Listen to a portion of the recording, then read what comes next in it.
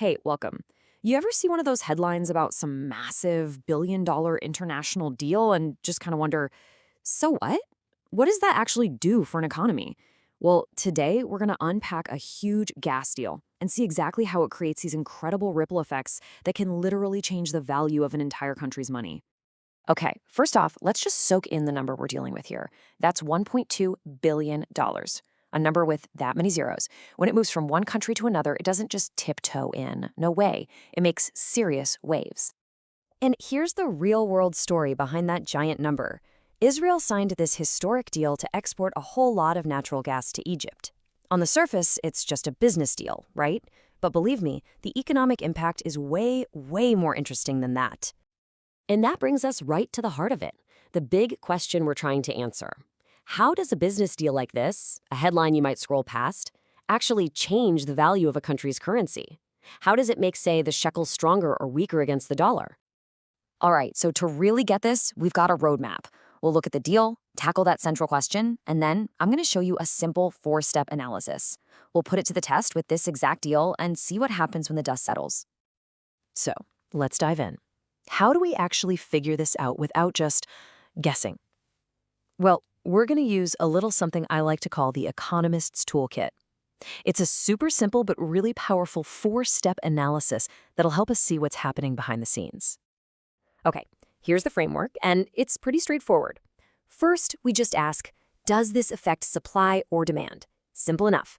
Then, step 2, what's the direction? Is it going up or down? Third, we need a before picture, right? So we visualize the market before anything happened. And finally, we look at the change and figure out the after picture, the new stable point. And what's really cool is that you can use these 4 steps for almost any big economic event. It's super versatile. All right, theory's over. It is time to put this toolkit to the test. Let's apply our framework to that big gas deal and see what happens. Okay, step 1. Here's the question. Does this gas deal affect the supply of foreign currency flowing into Israel or the demand for it from people inside Israel? It's all about supply. Think about it. Israel is selling something to another country, so it's getting paid, right? And it's getting paid in foreign currency, in this case, US dollars. That means a cool $1.2 billion are flowing into the Israeli economy. That's a huge injection to the supply of dollars. Perfect. That leads us right into step 2. And this one's, well, it's pretty much a no-brainer. Is this big pile of new cash an increase or a decrease in the supply of dollars? Yeah, it's a huge increase. I mean, all of a sudden, there are tons more dollars available in the market than there were yesterday. So let's recap where we are. We know the deal affects supply, and we know it's a big increase. Easy. Okay, now we get to the really cool part, the visual stuff. To see what happens next, we first have to picture what the market looked like before the deal went through. This is our baseline, what economists call the initial equilibrium. So here's what that looks like. Don't let the graph scare you. It's super simple. Up the side, you've got the price. That's the exchange rate. And across the bottom, you've got the quantity of foreign currency. Before the deal, the market is perfectly happy and balanced right here at point E1. This is where the supply of dollars perfectly meets the demand for dollars. Everything's stable. And now for step 4, the final step. Let's introduce our big change. Remember that massive increase in the supply of dollars we talked about? Well, on a graph like this, when supply increases, the whole supply curve literally shifts over to the right. Bam, we've got a new reality. So, with that curve shifted, the old balancing point is gone. The market has to find a new one. This, right here, is the moment of truth, where we see the real, concrete impact of that billion-dollar deal. And here we go. The new balancing point, E2, tells us everything. Look at this. The new price, which is the exchange rate, is now lower, and the quantity of currency being traded is higher.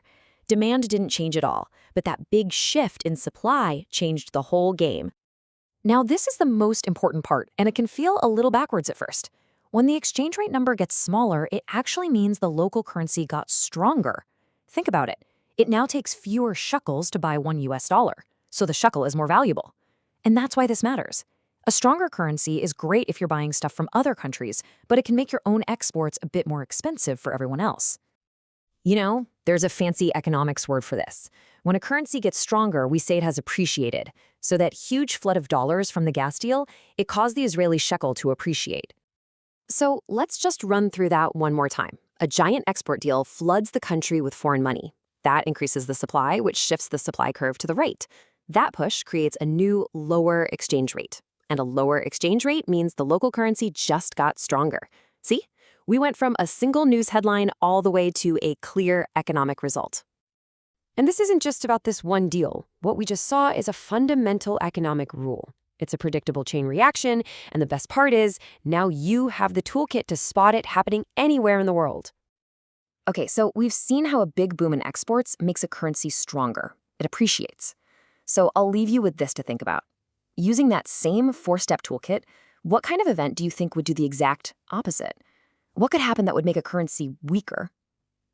Let that one simmer. Thanks for digging into this with me.